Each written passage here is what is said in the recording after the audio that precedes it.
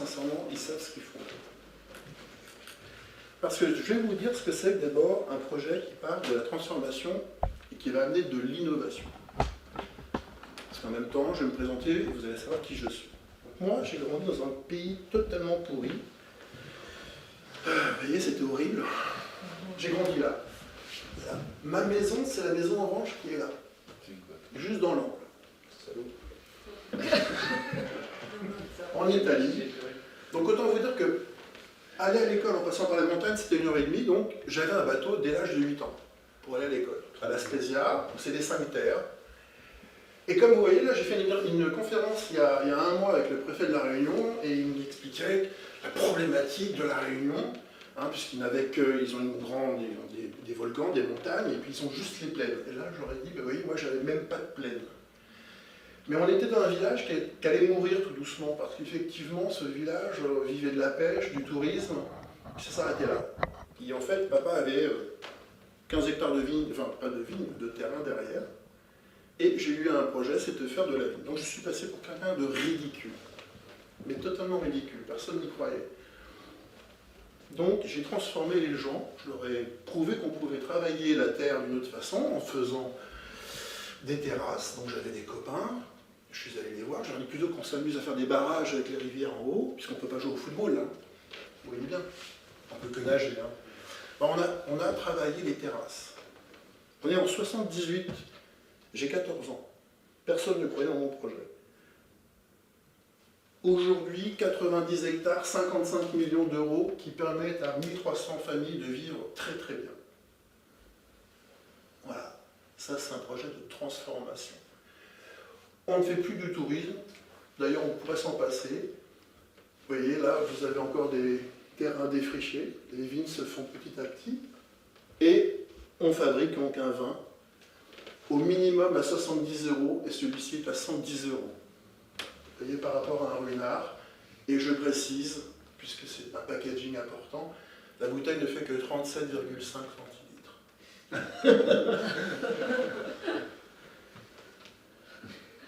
Mais la symétrie des attentions m'a permis de réfléchir à ce travail pénible de travailler la vigne sur des côtes, parce qu'on se casse le dos. Donc, vous voyez, de la transformation, on a dû innover. Comment on pouvait aller sur ces vignes sans se fatiguer?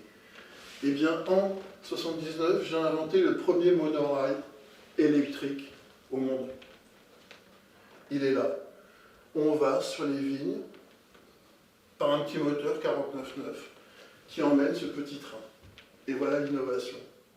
Et là, je me suis fait un nom, je suis rentré chez Andersen, mais j'avais des familles qui me connaissaient et qui m'ont demandé de réfléchir. Vous allez voir la famille qui c'est, la famille Verrecchia. Ils m'ont demandé de réfléchir au cinéma de demain.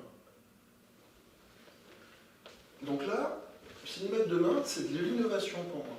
C'était de mettre une carte monétique en place. Parce qu'il y en avait marre, pour ceux qui ne le connaissent pas, il y a des gens jeunes dans la salle, c'était un papier buvard qui fondait quand on allait au cinéma à l'époque. Puis franchement, le hall ne donnait pas envie. Alors ils m'ont payé un voyage, je suis allé aux États-Unis, je suis allé voir comment travaillaient les Américains. En France, la confiserie à l'époque, on est en 87, représentait 0,5% du chiffre d'affaires. Autant vous dire que c'était pour payer les ouvreuses. Aux États-Unis, il n'y avait pas des ouvreuses, il y avait des hôtesses. Aux États-Unis, il y avait McDonald's dans le cinéma. Il y avait du B2B2C. Je viens de vous dire que le popcorn, confiserie, représentait 0,5% du chiffre d'affaires aux États-Unis. Or, en France, aux États-Unis, représentait à combien à votre avis? 30. Plus. Mais c'est déjà bien de s'être lancé. 70%. Donc il fallait vraiment de l'innovation, passer à une transformation. La carte c'était bien, les bornes, symétrie des attentions toujours. Une caissière à l'UGC Normandie ne fait pas rentrer 900 personnes avec un clavier sans deux touches, c'est pas possible. Donc on lui a composé un clavier, 91 francs, je te l'ai dit, premier importateur d'écran tactile. Pour aller très très vite, des salles plus grandes. Aujourd'hui je suis conseiller de cette famille. Vous voyez que l'effet waouh, de la vraie qualité et à l'accueil, dès le départ, dans le parcours client. Hein, je vous ai dit tout à l'heure, le parcours client, le design thinking, Donc des sièges confortables, du THX, de la 4K, des écrans plus spacieux pour avoir du parking, et surtout un peu faire comme Starbucks, on n'y va plus pour boire un café, on y va pour faire des entretiens ou pour y travailler. Donc voilà comment on passe de l'innovation à la transformation, et tout à l'heure de la transformation à l'innovation. Le design thinking. Quand on me demande ce que c'est, je dis toujours que c'est comme le sexe chez les ados. Tout le monde en parle, je vous le dis pour vous parce que vous ne le lisez pas. Personne ne sait vraiment ce que c'est, tout le monde croit que les autres le font, du coup tout le monde se vante de le faire. J'en croise beaucoup de confrères à moi de chez Andersen et de Boston qui me disent qu'ils font du design thinking, non, ils vous vendent du conseil. Donc soyez prudents. Qu'est-ce que c'est que le design thinking? C'est d'abord se poser la question du pourquoi. Alors le mot design, l'étymologie, vous savez d'où ça vient? Le designo en italien. Et designo, ça veut dire quoi? Ça veut dire deux choses que vous avez perdues, que nous avons tous perdues. C'est le dessin IN, ça pas de problème, on prend un bâton et on écrit sur le sein, mais c'est aussi le dessin EIN. Et si vous prenez vos smartphones et vous regardez dessin EIN, vous verrez qu'il y a marqué objectif clair, cap, entrepreneurial. Il y a plein de choses comme ça, que l'on oublie. Et je dis toujours que tout objectif flou au début d'un projet donne irrémédiablement à une connerie finie. Et je peux vous dire que chez BNP, on s'en rend compte, ou chez France Télévisions, au bout de 6 mois à 350, 500 000 euros par mois, ça fait un peu de dérive. Pas que de temps, mais aussi un peu de budgétaire. Donc ça, c'est très important. Donc soit vous continuez à faire comme d'hab, soit vous travaillez l'innovation dans l'accélération, et vous utilisez des outils comme l'innovation frugale ou autre chose. Là, je vous ai mis le truc protocolaire, c'est penser grand, faire simple, rapide et pas cher, donc on vient dans le test and learn, et tout ça dans un esprit ouvert. Voilà. Démarche itérative, collaborative, intelligence collective, transversale, parce qu'on va faire travailler du monde, et là, je vais vous expliquer, je vais vous faire vivre ma vie, d'accord? Peu d'histoire. Le design thinking, ça existe depuis les années 50, avant même que le consulting se développe. Et ensuite, ça a pris beaucoup plus d'expansion grâce à Cocorico, le Carrefour en 63 ouvert à Sainte-Geneviève-des-Bois, parce que là, on parlait de parcours client.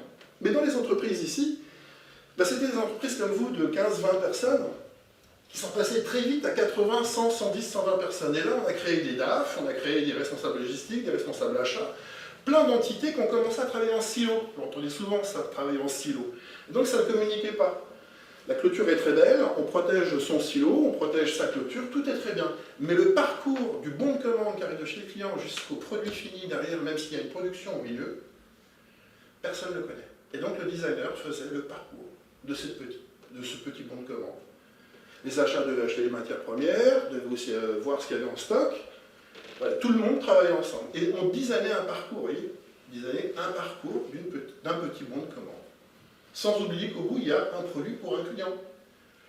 Et là, on travaillait le parcours d'un client final dans les lieux de retail. Aujourd'hui, il a évolué. Si vous regardez bien, maintenant, les produits, les prix sont digitaux. Les mises à jour, symétrie des attentions. Bah oui, parce que faire le collage de toutes les étiquettes, c'est un peu compliqué. On demande maintenant en B2B que les fournisseurs fournissent le code barre. Vous voyez? On ne voit pas tout ça. Et le parcours a beaucoup évolué. Bon, maintenant, il y a des têtes de gondole, il y a plein de choses comme ça, mais si vous allez par exemple chez Prise Unique, Monoprix plutôt, mais si vous allez par exemple dans un Center Park ou chez Ikea, votre parcours il est hélicoïdal, vous passez par tous les rayons. Si vous allez chez Picard, vous êtes allé chez Picard? Combien de personnes ne sont jamais allées chez Picard? Vous n'êtes jamais allé chez Picard? Vous êtes allé chez Ikea? Oui. Très bien. Vous commencez par l'entrée et vous suivez votre parcours. Chez Ikea, il y a des raccourcis. Imaginez-vous, chez Picard, il y en a pas. Imaginez-vous, chez Picard, au niveau de la bouffe, c'est de l'alimentaire, vous oubliez les cacahuètes quand vous arrivez au bout. Quand vous repartez, votre regard est toujours sur la gauche, vous regardez souvent à gauche, ou sur la droite. Du coup, vous retrouvez des produits, vous avez de l'appétence sur des produits que vous n'aviez pas vus au départ. Donc quand vous revenez, vous n'avez pas que le sachet de cacahuètes. Vous avez développé beaucoup plus. Voilà par exemple un parcours. Et on pourrait se dire chez Picard, pour ceux qui sont déjà allés chez Picard, pourquoi ils n'ont pas des frigos jusqu'en haut? Parce que justement, vous voyez les promotions sur les autres produits. Tout ça est travaillé en amont. Ça, c'est ce que vous verrez dans les livres. On comprend, on découvre le projet. Au concevoir ou le définir ensemble, on va faire toutes les démarches ensemble, hein, juste après. On collabore, donc on crée, on développe par la maquette, et on implémente, on teste, et voilà. Donc le design thinking, ça crée avant tout une feuille de route, très simple, et un macro-planning. On pourrait croire dans le design thinking, ce que font beaucoup les grands cabinets de conseil, que c'est l'animation qui est importante. Pas du tout, mais pas du tout. 80%, c'est le séquencement. C'est ce qu'il y a juste derrière, vous allez voir. Alors là, je vous l'ai fait pour vous. 3 semaines avant l'atelier, on se prépare. 2 semaines avant l'atelier, on regarde bien si tout le monde est arrivé et puis surtout si toutes nos parties veille et prospectives sont là, parce qu'on va enrichir à ce niveau-là les personnes qui seront en atelier afin, effectivement, de trouver de l'innovation ou de la transformation. Mais on va y venir à chaque fois. Donc, je voulais juste vous dire, voilà les 3 étapes. Et je vais un peu vite parce que j'ai qu'une demi-heure. Alors, d'abord, on constitue une pizza team. Vous avez entendu ce mot pizza team, ça vient de Google. En fait, Google disait toujours, bon, entre midi et 2, on a 2 heures, là, on aura toujours de la dispo au niveau de l'agenda. On commande 2, 3 pizzas, on les coupe en 4, et voilà, 8-12 personnes. Mais quand on constitue la pizza team aujourd'hui en design thinking, eh ben, ce qu'on va chercher, c'est de la diversité. On va chercher de la multiculturalité. On va chercher des détracteurs, des clients, détracteurs, des distributeurs, détracteurs, des techniciens, détracteurs, des passionnés, des seniors, mais aussi des milléniaux, multidisciplinaires, des partenaires, pourquoi pas, et des experts. Parce qu'en fait, c'est toute cette communauté qui va vous créer votre projet. Et vous êtes là pour entendre leurs doléances, observer leur parcours, et écouter leurs doléances. Donc c'est très important de constituer une très bonne pizza team. Puis on fait un séquencement. Là, je ne plaisante pas. La Ford T, par exemple, existe parce qu'il y avait eu X modèles avant. Et elle s'est appelée T parce que le S avait planté. Ben là, c'est pareil. On fait un séquencement. Avant l'atelier, on réfléchit sur comment on va amener les gens dans leur idéation. Donc là, pour vous, ce matin, je vous ai mis celui de Canal+, lorsqu'on a fait, l'année dernière, on a créé la Social War Digital Room pour pouvoir contrebalancer les attaques sociales des réseaux sur un responsable du COMEX qui aurait pu faire une bêtise ou dire une bêtise sur les échos, ce qui est arrivé, ou une fiction qui ne passe pas. Donc voilà, on prépare, je ne vais pas rentrer dans le détail, mais c'était pour vous montrer. Ça, c'est juste une journée. Et du coup, on a toujours aussi celui de le coup d'après, parce qu'en fait, c'est 3 à 6 semaines, plusieurs ateliers, on a toujours celui d'après. C'est pour ça qu'on a toujours le plan A, le plan B, le plan C. Il m'est arrivé plus d'une fois de ne pas aller jusqu'au bout, c'est pas grave. Mais il m'est arrivé aussi de tomber avec des gens très performants où, à 10 heures, j'étais ici. Si je n'avais pas préparé ma réunion d'après, ben j'étais coincé. Donc il faut toujours prévoir. Donc là, je le redétaille, toujours pour vous. L'expression de besoin, on fait le brief avec le client, on définit la pizza team, on réserve les salles, on prépare le déroulé des actions, on partage les informations, on prépare les benches, la logistique, la tendance, la relation. Et là, vous voyez, il y a plusieurs ateliers. 3 à 6 semaines. Et là démarre le premier atelier. Alors le premier atelier, c'est comme une fusée, hein, c'est de l'empowerment. Donc il faut embarquer les gens. C'est du onboarding, du team building, c'est innover autrement. On fait tomber les barrières, je vous disais, les grades, on se tutoie et on ne se présente pas pour justement mettre en place un climat de confiance. Les Suisses ont inventé l'inquiry, l'appreciative inquiry. Alors ça c'est quoi? C'est on commence par qu'est-ce qui a bien marché? Ben, qu'est-ce qui a bien marché? C'est qu'on se réunissait régulièrement et on demand, et pas à fréquence. Voilà. Ce qui a bien marché, c'est qu'à chaque fois qu'on fêtait une victoire, donc on se valorisait tous ensemble et puis on faisait un pot. Non, mais je l'ai entendu, mais voilà, vous cassez l'ambiance, vous cassez la structure du projet, on remet de l'humain. Durant les ateliers, c'est ce que je vous disais, il faut être farfelu, hein, donc de la bienveillance, donc on a le droit d'entendre les conneries des uns et des autres, parce que d'une connerie, on en mène une autre. Le get out of the box, c'est sortir du cadre. Moi, je dis toujours que j'ai toujours une petite voix dans la tête qui m'empêche de dire des conneries, mais moi, je ne l'ai pas. Moi, je dis toujours des conneries parce que je mets à l'aise les gens. Je me permets, excusez-moi mesdames, je dis toujours, vous avez le droit de dire bite cul merde. Ah oui, vous avez le droit de dire merde, mais c'est pas comme ça. Allez, on y va, franco. Ça met à l'aise. On retrouve des valeurs qu'on n'avait pas avant.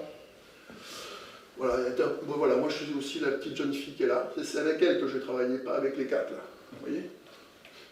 Parce que si on veut se transformer aujourd'hui, c'est là. Là, vous avez un manager.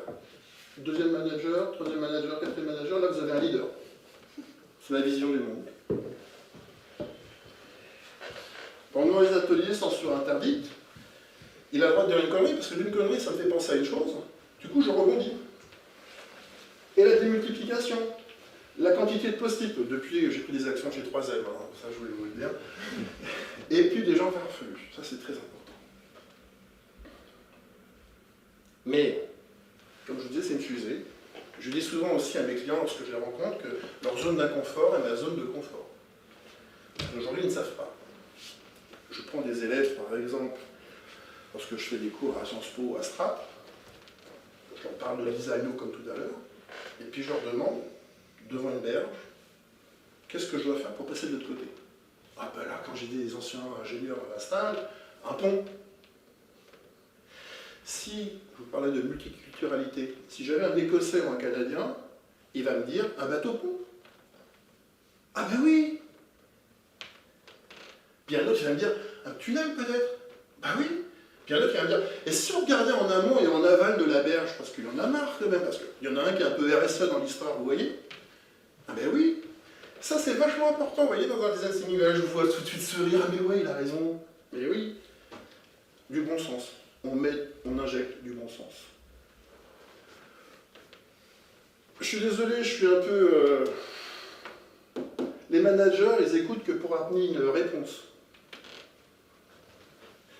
Ils écoutent pour amener une réponse. Non, mais il y a peut-être des managers ici, ne regardez pas en disant ah, j'en vois qui disent ah, mais lui, des managers. Mais non, mais on se comprend quand je dis manager. Il y a des managers dans des grands groupes, ils ne font que suivre du reporting et de la réponse à appel d'offres ou de l'évaluation. Aujourd'hui, les managers qui seront à la transformation de l'entreprise sont des gens qui sont beaucoup plus dans l'innovation et la transformation. Et c'est donc ceux qui disent que, on en parlait avec Franck, ceux qui pensent que c'est impossible, que c'est compliqué, laissez-nous travailler. Ça, c'est très important. Et dans la com, j'ai nos amis de l'info qui sont là, le plus important en communication, c'est d'entendre ce qui n'est pas dit.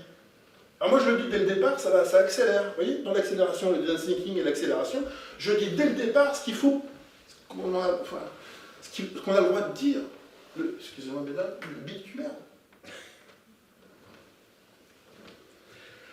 Donc, dans un méandre de blabla, il y a un manager qui va me sortir une bonne idée. Comment je fais pour ressortir cette bonne idée des fois? Eh bien, j'injecte, je vous en parlais, d'abord il y a l'objectif, je vous en ai parlé, il faut fouiller le sujet, il faut cibler le besoin, on tire les leçons du passé, pas de souci. On injecte des analyses, des études, vous devez en faire sur les personnes que vous recrutez. Vous analysez aussi, vous faites des benchmarks.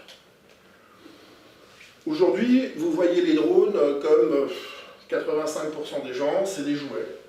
Sachez qu'à la SNCF, les drones coûtent 150 000 € pièce, il y en a 3. Il y a 6 pilotes de formés, il y a 9 pilotes de formés.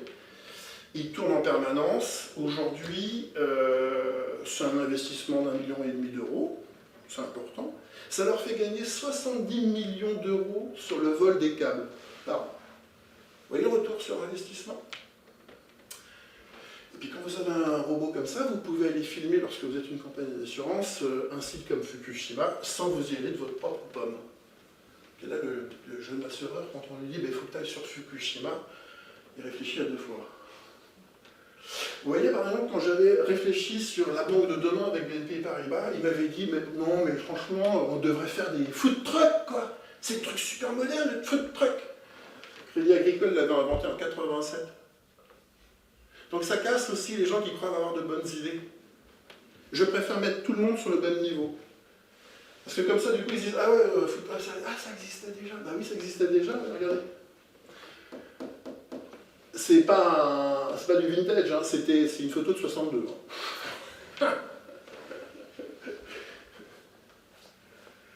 Alors pourquoi c'est nécessaire le changement? Bah, vous voyez, un client satisfait, c'est quelqu'un dont on n'entend pas parler. Alors ça, je le vois souvent. Oh, ça va. Non, ça va. Bon, il y a une époque où le client, il faut toujours le harceler, que ce soit pour entendre des choses bien ou pas bien. Là, c'est Canal+. Non, là, c'est SFR.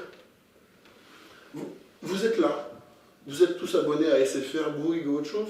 Quand vous avez un problème, bah, vous voyez, vous passez par le SAV ou vous rentrez par le service client ou par les abonnements. C'est jamais la faute. C'est la patate chaude. Imaginez-vous. Donc vous êtes là. Dans le parcours. La satisfaction des collaborateurs pour savoir effectivement si tout se passe bien. Bah, vous voyez, chef, je manque de reconnaissance et de feedback de votre part, je le note. Vous êtes qui au fait? Je ne reviens pas sur la symétrie, j'accélère. On a des outils pour faire travailler les gens en atelier. Les gens ne sont pas assis ou autour d'une table, ils sont debout et effectivement on anime des ateliers. Donc on crée par exemple Empathie Map. Quelles sont vos préoccupations? Dans quel environnement vous travaillez? Attitude de votre public. Vous voyez, on fait travailler les gens. Je laisserai ma doc. Tout ce que je vous demande, bon c'est dans le bouquin aussi, c'est que vous diffusiez pas trop quand même. Voilà. Encore une autre Empathie Map.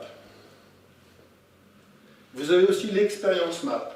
Donc, par rapport aux étapes, là c'était le crédit immobilier, I want to buy my home, c'est un projet que personne ne voulait faire et pourtant il fallait changer la façon de gérer le crédit immobilier chez BNP, personne ne voulait le prendre. En 6 mois, on avait Buy My Home, une application sur portable. Voilà. Donc je recherche un bien immobilier, le financement, les travaux, et on a tout fait au niveau, enfin là je vous ai simplifié la chose, mais voilà, on a fait tout le découlement du parcours jusqu'à arriver au Graal. Je me suis dit que ça pouvait vous plaire parce que c'est de l'onboarding. La préparation, l'orientation, l'intégration. Est-ce que vous croyez qu'ils pensent avant l'arrivée des gens? Le jour 1, le mois 1, le mois 6, le 1 an, plutôt qu'à la setbox avec le crayon et puis la puce, enfin la clé USB. Ben non, je dis que c'est un vrai parcours de loi. Hein. Et à tout moment, la personne peut repartir à zéro ou sortir. C'est ça qui est grave. Oh. Je ne vous ai pas mis les pièges, hein, mais c'est un vrai parcours de loi, un onboarding. Hein.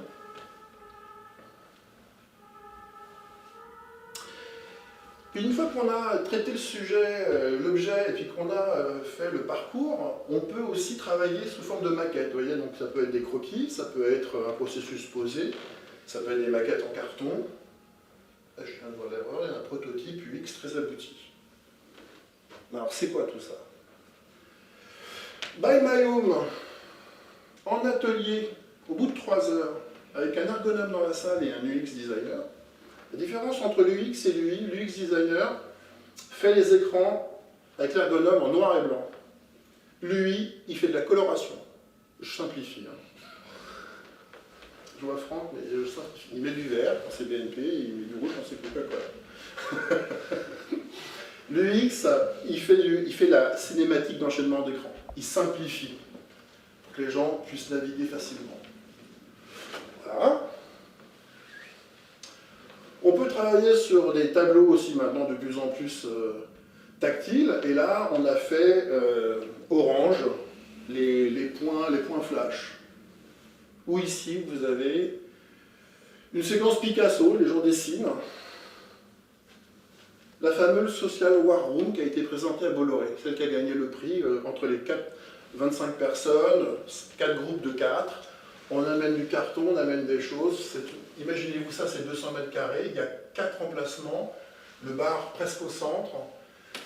Et ils reçoivent leurs talents. Leurs talents, chez eux, les talents, c'est les stars. Mais ils reçoivent maintenant les écoles. Et ils reçoivent aussi pas mal de gens en réunion. Donc, parce que des cloisons amovibles, une zone de stockage, ils avaient pensé à tout le monde.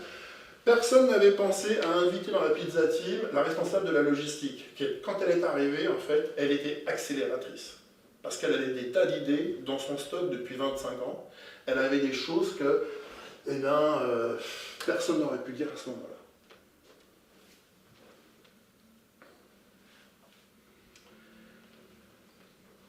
Ça, c'est important.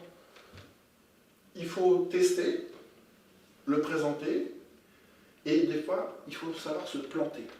Je dis toujours que l'échec est un diplôme. Pas moi qui l'ai dit, hein. C'est Socrate. Il a dit que l'échec, c'est là où vous restez par terre. Si vous vous relevez, vous grandissez. C'est clair. Multiculturalité. Sur un autre bouquin, j'ai écrit un truc, et ça c'est vrai, je me permets. Une femme anglo-saxonne emmène ses enfants au parc. La gamine monte au toboggan, elle glisse, elle tombe. Sa réaction, c'est bien, tu auras appris quelque chose. Ma femme, franco-française, la gamine tombe, elle dit, tu vois, je te l'avais dit. Vous qui êtes dans le recrutement, 24 ans, 25 ans, vous avez créé votre start-up. Ça fait 2 ans que vous essayez de survivre avec cette start-up. Vous vivez grâce à vos parents. Vous la plantez, vous avez rencontré des partenaires, des fournisseurs, même un banquier, des comptables, vous avez recruté quelqu'un, vous l'avez planté, l'anglo-saxon le met sur son CV. Nous, les Français, les Italiens, on va dire qu'on est parti pour faire notre anglais 2 ans à Londres. C'est la vérité. Donc, pourquoi je dis aussi que c'est important dans le design thinking?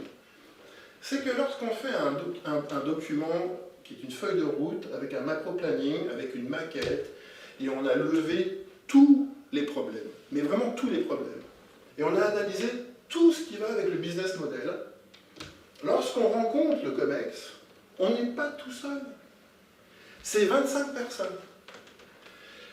J'ai vu plus d'une fois dans ma vie, j'ai cette chance-là, d'avoir vu le président ou la présidente dire « mais Benoît, il a vu ce document ?»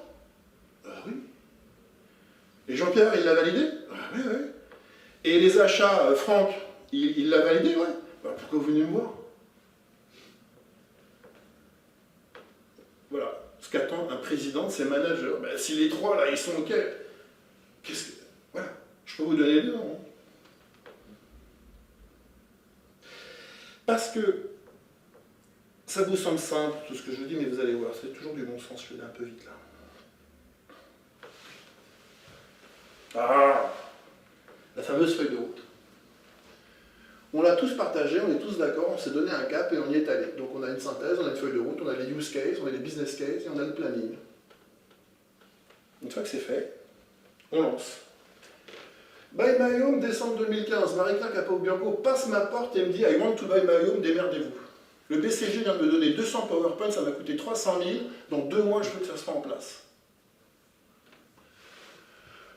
On revoit le parcours cible, on revoit les 60 évolutions, ça c'est du design stratégique. Qu'est-ce qu'on pourra faire pour évoluer?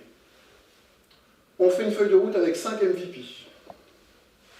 En septembre, 1, 2, 3 étaient mis en place. On est dans le digital, hein. Terminé le cycle en V. On est dans le digital. C'est une vraie histoire. Qu'est-ce que je peux vous raconter d'autre? Pas d'inertie, vous voyez, beaucoup de post-it. Mais entre le design et la fab, design, on réfléchit, on est plutôt dans le concept. Là, on fabrique. La seule chose qui change, c'est la disposition des post-it.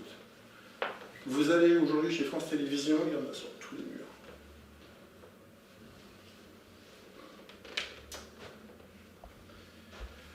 Alors, bon, je vais le passer. Oui, mais ça, je vous fais passer des messages importants. Vous voyez, retrouver le bonheur d'apprendre plein de choses dans un esprit de camaraderie. Plus d'une fois, j'ai vu des gens, c'est un peu comme dans Bienvenue chez les Ch'tis, ils démarrent les ateliers, ils se posent des questions, ils arrivent mode carpe. Au 6e atelier, quand ils partent, ils pleurent. Oh, on se voit plus. On travaillera plus ensemble. Eh ouais. Parce que c'était leur bulle de confort, c'est ce que je vous disais au départ. Ils venaient, et enfin, pour une fois, on écoute les salariés dans une entreprise. On n'écoute pas les consultants qui sont plus intelligents. Parce que c'est quand même grave. Moi, j'ai quand même été recruté, merci notre ami qui est là, chez BNP en venant du BCG, pour que j'ai un budget, pour que je recrute des BCG pour qu'ils me disent ce qu'il faut que je fasse. Steve Jobs disait, on ne recrute pas des talents pour leur dire ce qu'il faut faire. On recrute des talents pour savoir ce qu'il faut faire. Et c'est vrai, je me suis fait chier. Enfin, pendant 6 mois, après, j'ai repris. J'avais un manager chez Arthur Andersen, Christian Billet, qui m'avait dit prends ta vie en main. Donc j'ai pris ma vie en main et donc j'ai créé mes entités. Là, je vous le laisserai, c'est d'autres approches pour maintenir l'accélération. Bah, en fait, c'est tout le processus complet jusqu'à la fabrication. Mais travailler ensemble au sein d'un environnement coopératif, il n'y a rien de mieux. Et se parler vrai. Ça, c'est un modèle business model Canvas. Tout au long des 6 semaines, ne croyez pas qu'on ne fasse rien, c'est pas juste l'animation. On est là pendant 6 semaines, donc on va travailler comme un PMO, un PO maintenant, un Product Owner. On va travailler avec les gens pour savoir qu'est-ce qu'ils n'ont pas osé dire, ce qu'ils ont dit, ceux qui ne sont pas venus. Voilà. Il y a toute une espèce une ruche d'abeilles qui travaille avec les gens autour pour accélérer. Alors, puis on crée aussi une One Team. Terminé, je me permets, Franck, c'est le directeur du programme, de la romane de transformation. Non. Non, c'est madame, c'est Franck, c'est Benoît, et c'est vous, madame. Voilà, à 4. On est plus fort à plusieurs. Donc voilà, un business IT owner ou un business owner tout cool, mais voilà. Alors, gestion d'un projet traditionnel. Je ne vous mens pas là, j'en ai fait plein. 2-3 mois avec 2 petits juniors à 20 000 € par mois pour faire la note de cadrage. Préparer 2-3 comités de projet qui sont toujours repoussés, donc le fric tourne, excusez-moi, je ne vous parlerai franchement. Donc là, on est à 60 000 € pour faire une note de cadrage. Puis ensuite, on fait de l'expression de besoin qui prendra 9 à 12 mois. Donc on est un peu plus en consulting. Est-ce qu'on va parler avec l'IT? À un moment, on va leur parler ici parce qu'on va faire une maquette. Et puis, voilà, on a fait ça. Et puis alors là, c'est facile dans les grands groupes, comme chez Orange ou comme partout ailleurs, à AXA aussi, je suis désolé. C'est qu'on se dit, si la MOA, ça a coûté 40%, c'est 60% côté MOA. Alors comme en fait, côté MOA, on ne sait pas chiffrer, mais ça me fait de la peine de le dire, ils ne savent pas chiffrer, ils demandent à l'IT combien ça va coûter, à peu près ici. Alors lui, il dit, 3 ans, 25 millions d'euros. Voilà, là, j'ai mon chiffrage. En digital, 2 à 3 mois, ça, c'est ça. Et les développements, c'est ça. Comment voulez-vous, parce que moi je l'ai entendu, comment voulez-vous dire que votre vitrine bancaire, Internet, on ne peut la changer qu'une fois par an parce que c'est pendant qu'on fait la migration informatique de septembre à octobre qu'on pourra passer les trucs, quand vous savez qu'une boutique qui vend des chaussures, si elle ne fait pas sa vitrine toutes les 3 semaines, elle ne donne pas d'appétence. Voilà, tout est dit. Alors, le risque de ne pas utiliser une méthode de design thinking en parcours client. Là, je l'ai faite pour vous. Vous voyez, l'urbanisation à l'informatique, l'urbanisation, c'est ça. On a préparé les terrains, on a fait les trottoirs, et on a même fait des espaces de passage piéton drainants. En voilà un. Ce revêtement coûte 5 fois plus cher que de l'asphalte, parce qu'il est drainant, antidérapant, parce que c'est des gens qui se promènent dessus. Voilà. Alors, malheureusement, les gens du voyage ou toute autre voiture qui n'a pas compris utilisent cette voie-là. Donc c'est logique, dans une entreprise en silo, responsable des travaux, vous mettez une barrière. Il met une barrière. Après, il y a la com qui arrive. La com, elle arrive, elle voit la barrière. Vas-y, on ne va pas mettre un passage piéton devant la barrière. Donc, ils mettent le passage piéton. Vous allez voir où je vous en ai. Après, il y a la sécurité qui passe. Ah, excusez-moi. Bah, la sécurité, elle s'aligne sur la gomme. Bon. Mais il y a des gens qui se plaignent parce que vous savez, quand vous arrivez avec des jumeaux, une poussette ou un vélo, passer sous la barre, c'est un peu compliqué. Alors, il y a eu des plaintes. Donc on remet un peu d'argent, quoi. On en a en France, hein, on en remet. On fait quelque chose de beau. Alors là, le vélo, c'est très compliqué, mais ils n'ont pas vraiment... Mais ils ont fait quelque chose. Hein. Vous avez des jumeaux, vous ne passez pas. Mais voilà, tout le monde travaille très très bien. Tout le monde travaille très bien. Là, vous allez me dire, c'est encore toi qui l'as fait ce week-end, parce que, bah non, regardez, c'est la vraie vie. Hein. En théorie, tout va bien. Regardez, le vrai parcours qu'il a, il s'est créé, il est là. Mais pire que ça, c'est que c'est une vraie image. C'est une vraie histoire, celle-là. Bien joué. Ah mais non, non, non, je vous le dis, regardez, en théorie, on ne réinvente jamais l'eau chaude en 2019. Dites bien que l'heure de Vinci est passée par là. Un jour, j'ai révisé en théorie, parce qu'en théorie, tout se passe bien. Je vais vous dire ce que disait Einstein. Einstein, il disait, la théorie, c'est quand on sait tout et que rien ne fonctionne. Mais c'est pas moi. La pratique, c'est quand tout fonctionne et que personne ne sait pourquoi. Souvent, je rencontre des clients où ils ont réuni théorie et pratique. Rien ne fonctionne, mais personne ne sait pourquoi. Mais c'est vrai. Heureusement que je dis que c'est Einstein, parce que sinon, si je dis que c'est moi, ils me disent « Oh non, arrête ». Donc je dis, moi, par contre, c'est ma citation qu'il est temps de prendre le rêve au sérieux et d'en faire une stratégie. C'est important. Donc maintenant, vous entendrez parler de design fiction. Ben oui. Je vous rappelle que les drones promenaient les chiens dans Retour vers le futur. Ben oui. Je vous rappelle tous que vous avez lu Le Bouffon Vert à l'époque de Spider-Man, ça date de 63. Frankie Zapata vole sur le même engin volant. Pas moi qui l'invente. Vous voyez le TGV, vous voyez les avions. À un moment, il faut y aller, mais toujours, vous allez voir. Quand vous innoverez ou vous transformerez, vous passerez par 3 étapes. Même Franck s'en avait pas rendu compte. Il a transformé, il a innové. Je vais prendre un exemple. Le côté ridicule. Et je vais vous parler de quelqu'un d'autre. On va reparler de Steve Jobs. 84, il sort l'Apple. Pas passionné, moi aussi. Il le présente à Xerox. Ah, mais ici, c'est plus facile avec Xerox que tout seul. Xerox prend la machine, traverse les États-Unis, arrive au siège à New York. Les mecs de New York au Comex éclatent de rire. C'est quoi ce truc-là? On envoie des hommes, nous, sur la Lune avec IBM, International Business. C'est important le mot business, hein, c'est pas le business comme en France. Business, donc voilà, hein. Machine, on envoie des mecs sur la Lune. Nos ordinateurs, ils font la taille de Iron Man, et tu m'amènes un truc qui ressemble à ça. Et en plus, je vais vous faire rire parce que c'est une vraie histoire. Il y a un truc avec un fil, et au bout, il y a une souris, au pays de Mickey Mouse. Hein. Non mais franchement, dégagez. Donc ridicule. 6 mois plus tard, ils vendent 20 000 ordinateurs aux écoles. Il devient dangereux. Enfin, il sera. Aujourd'hui, 95% du parc des États-Unis, c'est du Mac. Donc il est devenu évident. Vous donnez un smartphone il y a 12 ans aux gens, on était ridicule. Après, on est devenu dangereux. Et ensuite, on était évident. Regardez Kodak, où est-ce qu'ils en sont. Ça vous sera. Hein, ils n'ont pas anticipé la transformation. Je vais vous dire, je suis parti de BNP il y a 1 an, parce que j'avais un projet. Mon fils est sourd.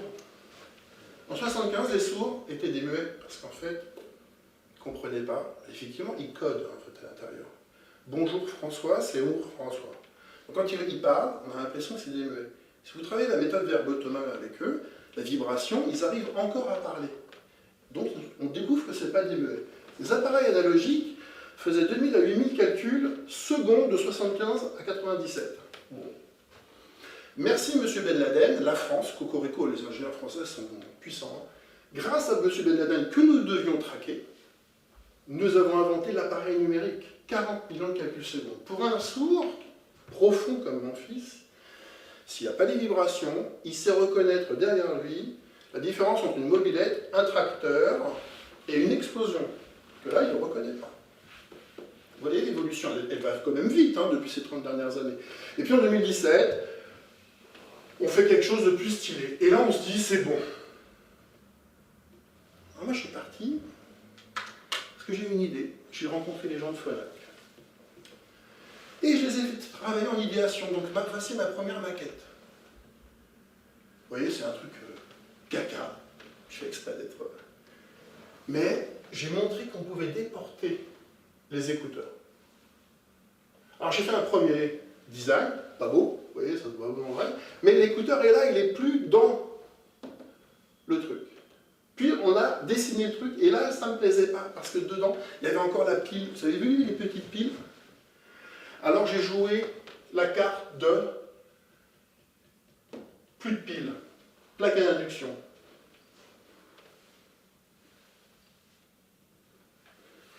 Voilà l'appareil aujourd'hui. Ce serait un plaisir pour moi de le montrer à Vincent, parce que je ne lui ai pas dit pourquoi j'étais parti. Voilà. 60 millions de calculs secondes dans ce petit appareil qui se met derrière les oreilles. Vous voyez les rêves, j'en ai plein. On est motivé des fois. Par quoi? Donc voilà. Alors, pensez et voir différemment une base 4 slide. On a tous grandi avec cette carte-là, on est français.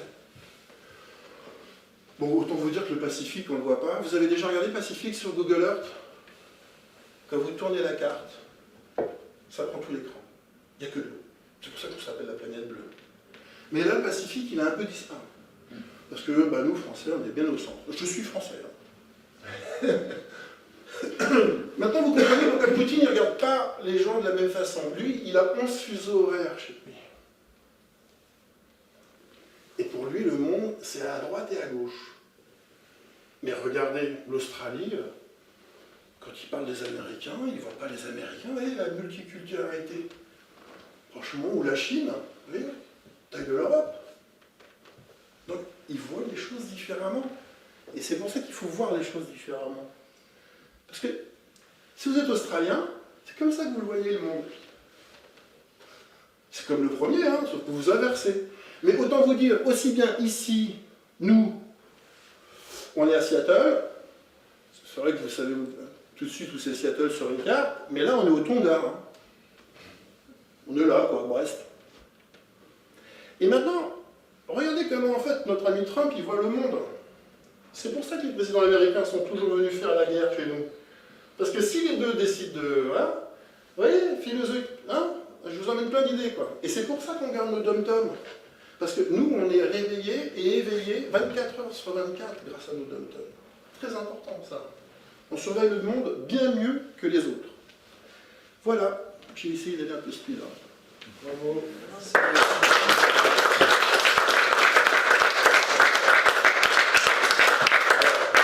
Sans mode carte, vous avez des questions?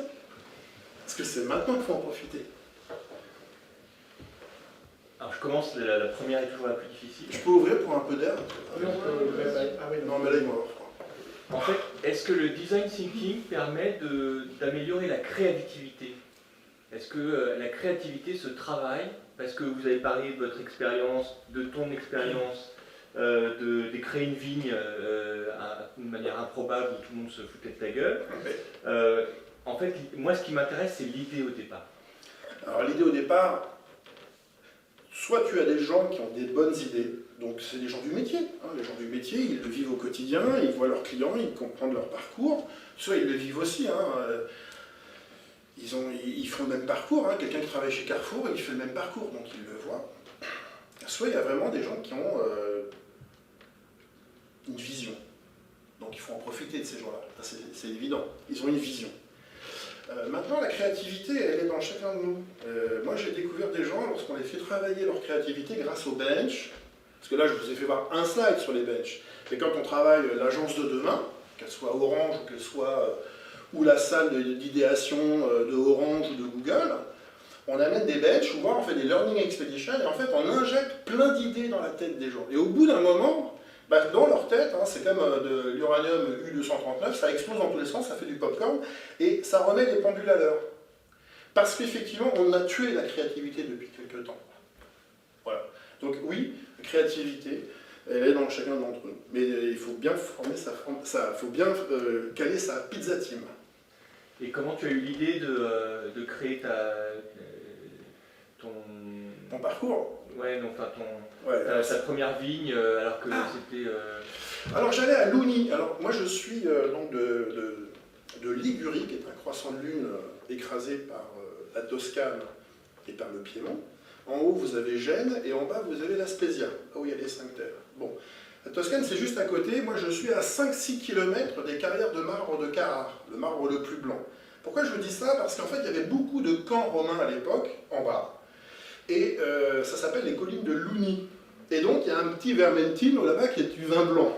Et j'allais souvent chez mon cousin, qui lui travaillait dans les carrières, sa famille, et je voyais que c'était la même terre. J'avais 13 ans, hein, mais je voyais que c'était la même terre. Et je me disais, mais pourquoi on ne ferait pas ça, nous, chez nous? Donc je ramenais la terre à mon père, je me rappelle, hein, puis je lui montrais.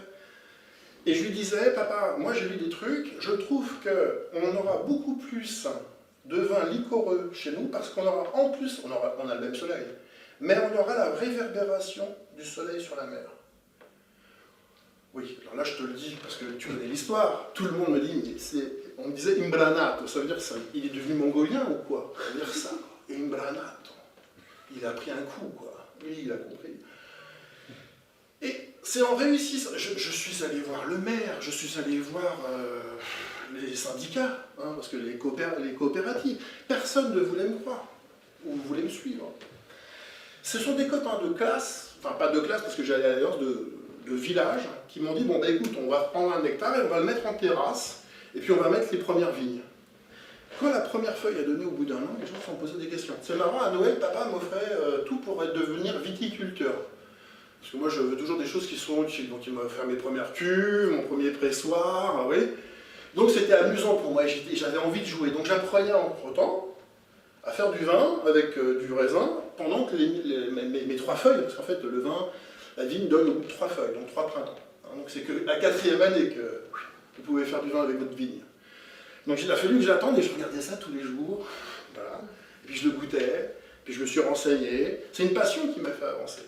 Sauf qu'aujourd'hui, je viens de vous le dire, 50 millions pour 1200 habitants, c'est un beau village. Bon voilà, tu vois, on déjeune ensemble demain, donc on va en parler. Et voilà, parce qu'en fait, je suis allé voir Luni. Regardez, tu me donnes une idée, Benoît. C'est en allant aux États-Unis que je suis allé au cinéma aux États-Unis, Hollywood Boulevard, j'ai regardé Total Recall à l'époque. Vous voyez, je me rappelle même de mon film. Je m'assois, je regarde le film, paf, entracte. Entracte aux États-Unis? Mais qu'est-ce qu'on fait si on fait une pause là? On va boire un café. 30 centimes, 30 centimes, 30 centimes, 30 centimes, 30 centimes. Vous voyez ce que je veux dire? Oh, puis je prends une glace. Et puis, culturellement, l'Américain, en plein milieu du film, il a envie d'aller aux toilettes ou il a envie de manger une glace, il se lève, pardon, et c'est normal. En France, c'est oh non, pardon. Alors du coup, c'est beaucoup plus grand. Donc le confort. Donc j'ai expliqué à la famille Verreca du confort pour que les gens puissent passer. Parce que si on veut se lever pour aller chercher une glace, on y va, quoi. Et puis aussi le comportement. C'était le début, Franck Vouliard, on ne parlait pas de B2B2C. Je dis, mais c'est l'usage aussi, c'est que je préfère aller là, parce que c'est confortable. Donc si le petit a envie de faire pipi, ben pour moi c'est rapide. Alors que là-bas, j'ai encore dérangé 50 personnes, parce que tu veux toujours être au milieu. Vous voyez, le comportement. Il faut écouter tout ça. L'observation et l'écoute.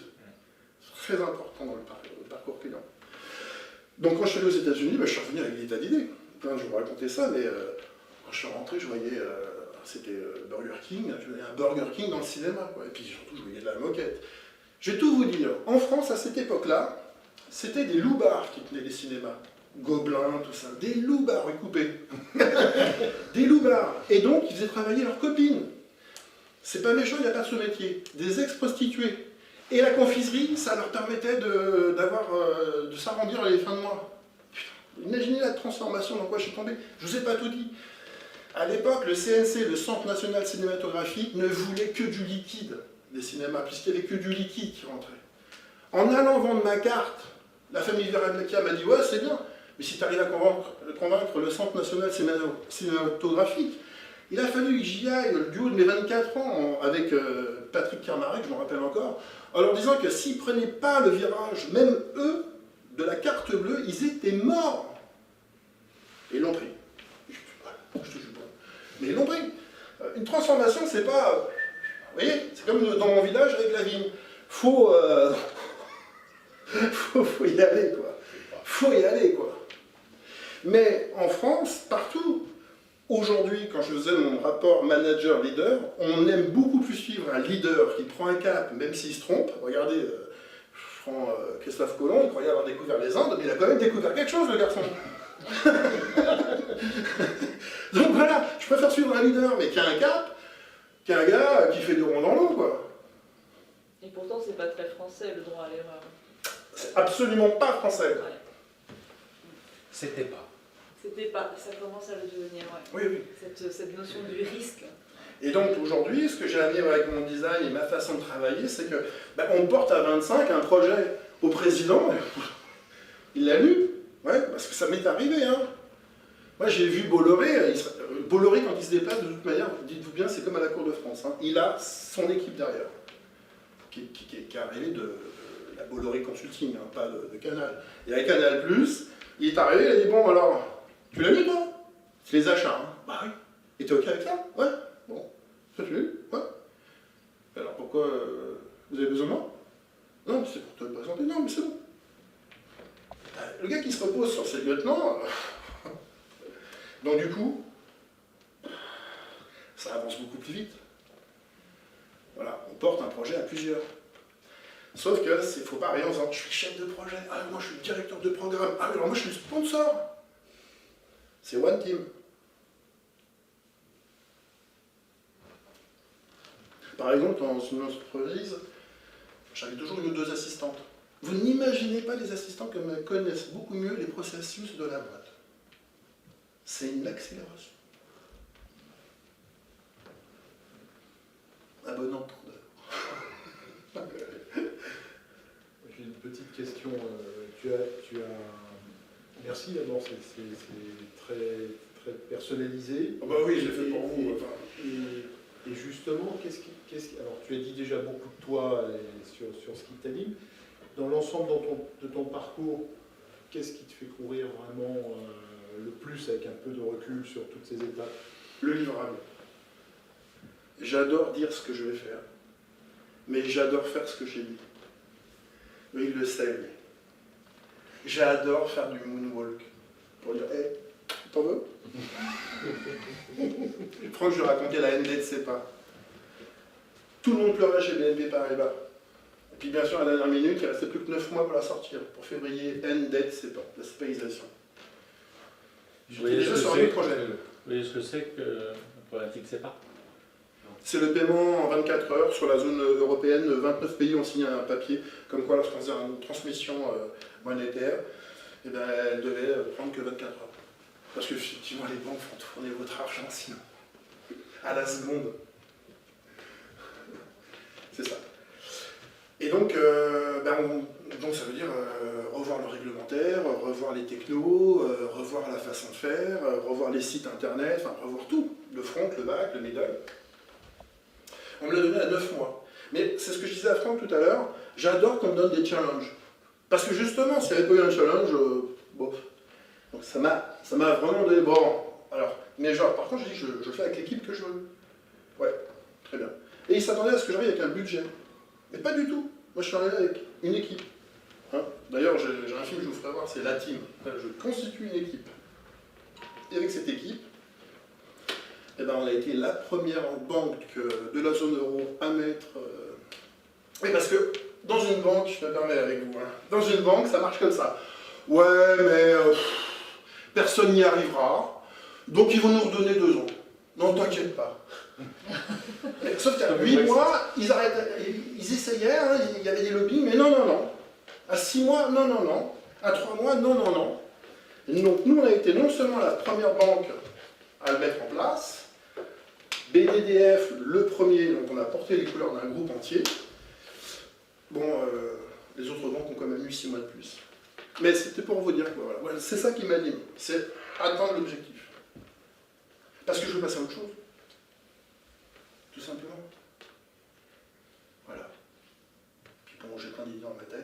je les trie un peu.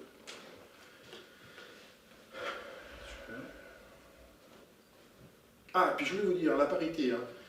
Oui, parce que je vois les dames là. C'est très important la parité dans le design thinking. Parce que, messieurs, je préfère vous le dire tout de suite, la créativité, elle n'est pas dans le cerveau des hommes. La créativité, elle est dans le cerveau des femmes. Donc s'il n'y a pas la parité dans un groupe, c'est foutu. Alors, pour un mec comme moi qui a besoin de parité dans un groupe où il y a que des hommes, des fois ça va être très compliqué. Donc je fais venir des clients top ou des partenaires top pour justement ramener l'équilibre. C'est très très important. Très important. Un COMEX aujourd'hui où il n'y a pas la parité, c'est un COMEX qui est mort en termes de transformation. C'est mort. Voilà. Je ne le faisais pas gratuitement, je le dis parce que c'est la vérité. Je le vois de plus en plus. Donc recruter des femmes. Hein, C'est tout ce qu'on peut. voilà, ça c'est fait. Super. Pas d'autres questions? Un grand merci. Alors, Merci. pour votre info, tout ça, j'ai quand même plus de 700 ateliers à mon actif. Hein. Plus de 25 programmes remarquables dirigés en design thinking. Donc, entre nous, et parce qu'on est entre nous, je ne le dis pas devant, je sais de quoi je parle, et surtout, j'ai vu ce que ça fait comme puissance. Parce que dites-vous bien une chose, c'est qu'en tant que design thinker, je ne fais rien. Parce que la créativité, elle est dans le groupe qui est là. Parce que si un jour on m'achète, je vais faire travailler ce groupe de travail sur un objectif bien clair. Et c'est grâce à ma façon de vous accompagner en séquencement que je vais vous amener à atteindre l'objectif que vous vous êtes fixé. Donc au bout d'un moment, les gens se disent, mais... Et ça c'est génial, quand on dit, on n'avait pas besoin de lui. Ça c'est ma première victoire. Bah non, apprenez à travailler ensemble. Vous êtes dans la même boîte. Voilà. Mais est-ce que le problème n'est pas déjà souvent que l'objectif n'est pas clair? Ah, je te l'ai dit. Je me permets, je connais bien ma région. Tout objectif flou amène irrémédiablement à une connerie finie. Mais c'est facile de voir que tout de suite, l'objectif de quelqu'un qui veut aller à tel endroit, l'un il pensait y aller en avion, donc ça prenait que 2 heures, l'autre il pensait y aller en train, ça va prendre 6 heures, et il y en a un qui pensait y aller dans 7 semaines, et il prendra sa voiture, il profitera du week-end pour y passer un petit week-end avec sa femme. Donc si tu veux, déjà rien qu'en délai, c'est pas les mêmes. Donc déjà quand tu cales le délai, là tu es en rétro-planning. Alors là c'est mes 20 ans de conseil, tu es en rétro-planning. Donc quand tu fais un rétro-planning, excusez-moi c'est la machine de guerre qui se met en place, tu prends le planning que tout le monde s'est fixé, tu retires 20%. Donc tu dis voilà, il faut que je vise ça.